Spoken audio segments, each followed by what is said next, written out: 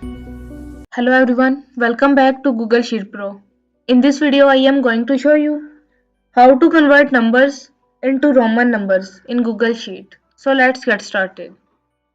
Now to convert a number to Roman numbers, you will use the Roman function.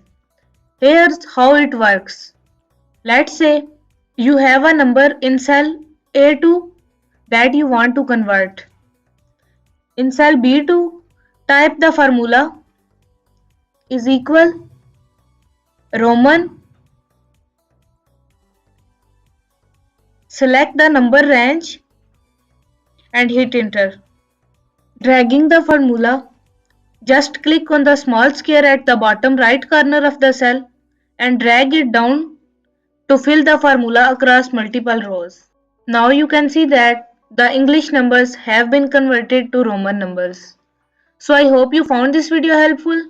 Thanks for watching. Please subscribe, like and share this video to others. Thank you.